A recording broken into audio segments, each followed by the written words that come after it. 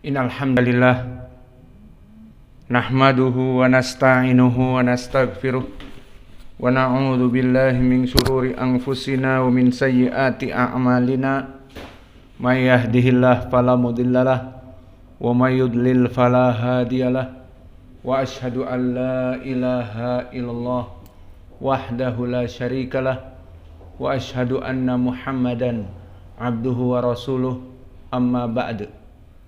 Alhamdulillah, pada kesempatan Ba'dal Asr, hari ini hari Selasa 27 Safar 1445 Hijriah. Kita lanjutkan kajian di Fakultas Ilmil Quran dalam pembahasan dari tatbik qiraah al-asyarah, qiraah yang 10 pada juz amma, pada juz ke-30, dan kita mulai sekarang kepada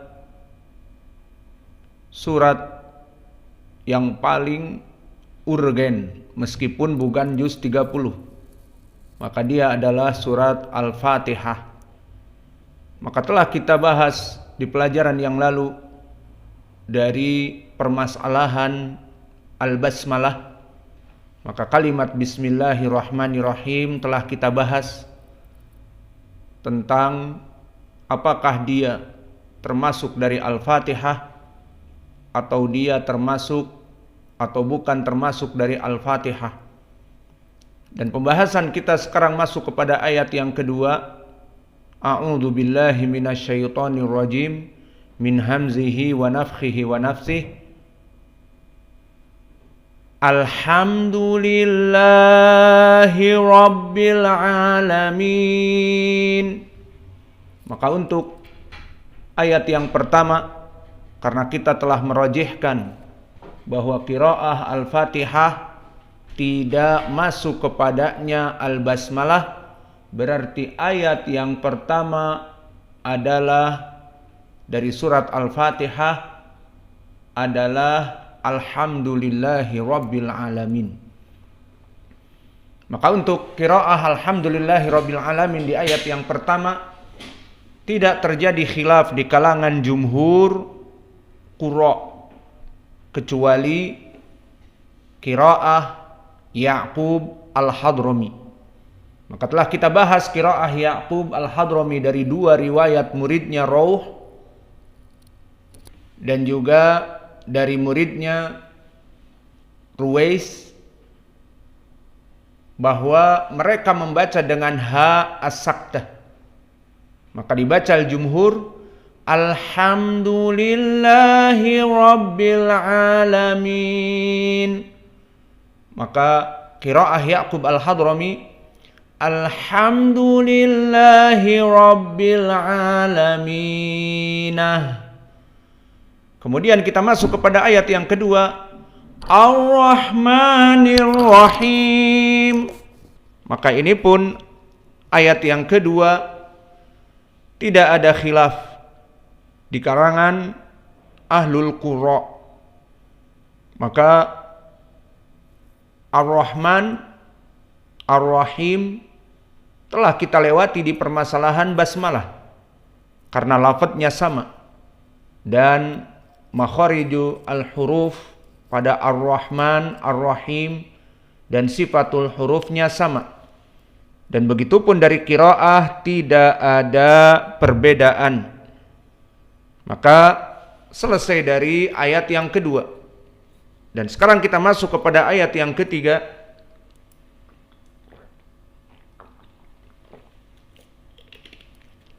Maka di ayat yang ketiga, Maliki Yaumiddin,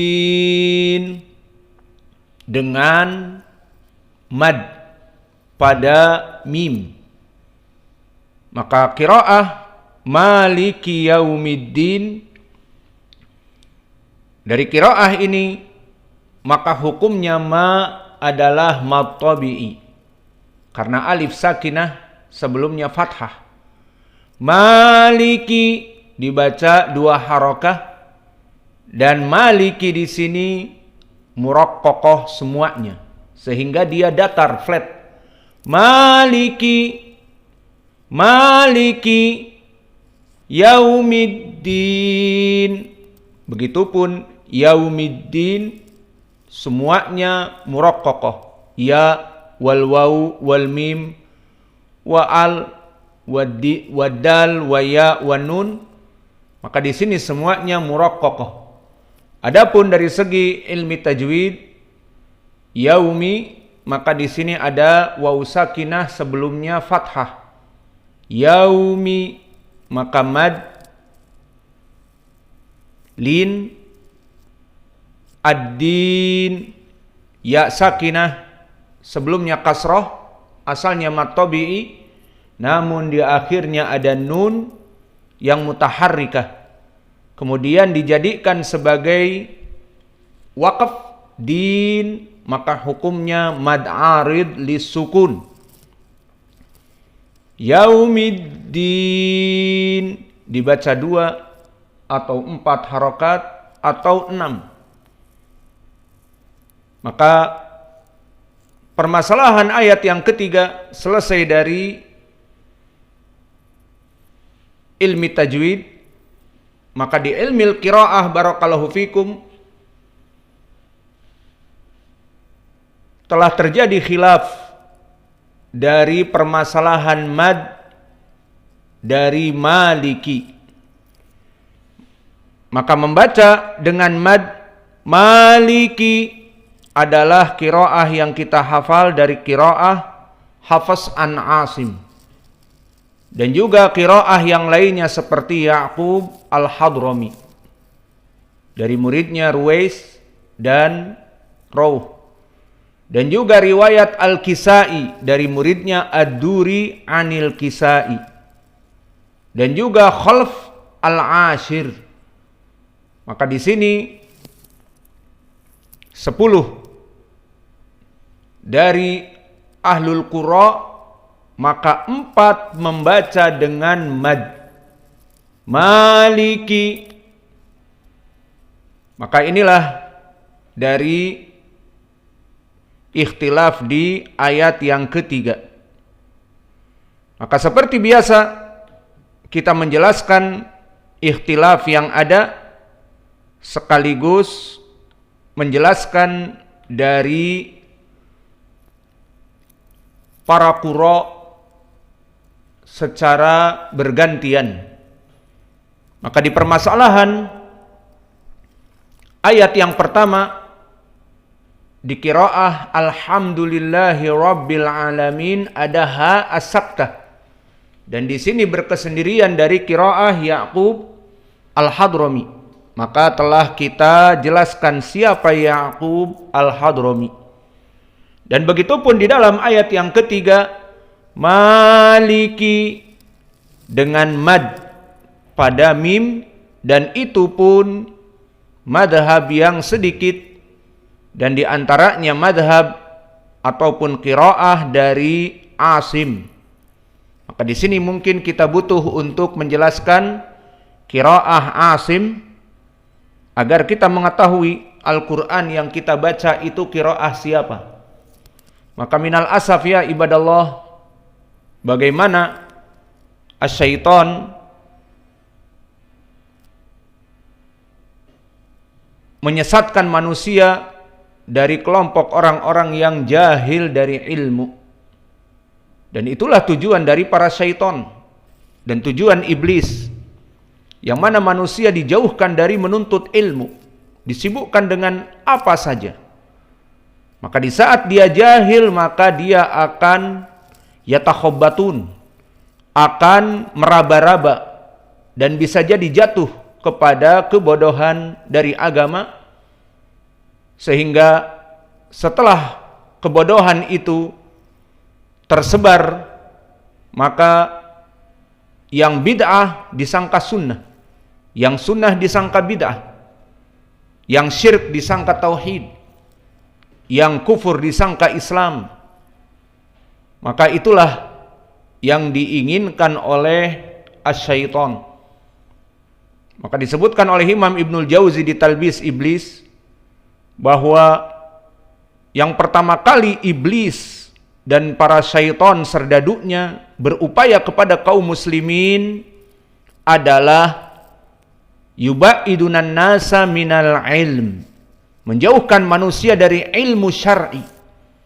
Meskipun tadinya dia mempunyai irtibat, mempunyai hubungan dengan alim ulama, dijadikan fitnah sehingga dia terjauh darinya. Dan meskipun dia dekat dengan tempat menuntut ilmu, maka akan dijauhkan dan sama sekali tidak belajar di tempat menuntut ilmu padahal dekat. Maka syaitan akan berusaha menjauhkan manusia dari menuntut ilmu. Pertama, dia akan merugi manusia ini dikarenakan menuntut ilmu hukumnya wajib, seperti hadis Anas ibnu Malik dan Abi Sa'id Al-Khudri dan yang lainnya yang sahih li ghairi. Berkata Rasulullah sallallahu alaihi wa ala alihi wasallam, "Talabul ilmi faridatun ala kulli muslim." Menuntut ilmu itu adalah wajib bagi seluruh kaum muslimin. Maka orang ini dijauhkan dari ilmu, dijauhkan dari ibadah yang wajib, ibadah yang sangat urgen. Selain dari menuntut ilmu, ibadah yang wajib juga, kenapa syaitan berusaha yang pertama menjauhkan manusia dari ilmu sehingga dia duduk dalam keadaan tidak menuntut ilmu? Kenapa? Dikarenakan al-ilmu nurun, ilmu adalah cahaya yang bisa manusia membedakan mana yang hak dari yang batil, yang mana ilmu agama berdasarkan dari Al-Quran dan dari sunnah. Maka di saat manusia terjauh dari ilmu, kata Ibnul Jauzi, fa'inal ilma nurun, karena ilmu itu cahaya, dan syaitan serta iblis menjauhkan manusia dari cahaya dan ilmu, fayatakhabbatuna fi hayatihim, maka mereka yatakhabbatun, maknanya mereka dalam keadaan bagaikan gelap gulita, meraba-raba, tidak mengetahui di depannya ada lubang kesyirikan, tidak mengetahui di sampingnya ada kayu yang berduri yang merupakan kebid'ahan dan seterusnya, sehingga dia yatakhabbat bagaikan orang yang berjalan di gelap malam, tidak tahu, tanpa nur, tanpa cahaya di dunia dia berjalan seperti itu. Maka akhirnya dia akan terombang-ambing. Yang tadinya misalnya bermanhaj ahli sunnah akan terombang-ambing, mencintai kelompok selain ahli sunnah dan akan membenci kelompok ahli sunnah, dan penilaian dia kepada bid'ah seakan-akan menjadi sunnah, dan seakan-akan al-hizbiyah menjadi ahli sunnah as-salafiyah. Itu sangat berbahaya. Dan ini sesuai ucapan Allah di Al-Quran, falamma zaghu azaghallahu qulubahum, iya dan billah. Di saat mereka tersesat, ataupun falamma zaghu, di saat mereka, zaghu ismun fa'il dari menyeleweng. Di saat dia menyeleweng, dia ahlu sunnah, namun menyeleweng, mengikuti khutuwati syaitan, membenci kelompok ahlu sunnah. Lebih enak bagi dia duduk dengan orang-orang awam atau orang-orang yang tidak mengajak kepada agama, hanya berbicara dunia, bisnis, ataupun apa saja. Kemudian mulai diajak, baik dari dirinya sendiri atau diajak, lebih baik menghadiri majelis-majelis, baik yang wajib seperti khutbah Jum'ah ataupun sholat Id, dengan orang-orang awam. Maka didengarkan secara tidak langsung dari khutbah-khutbahnya orang-orang sufi, orang-orang ikhwani, orang-orang jama'atu tabligh.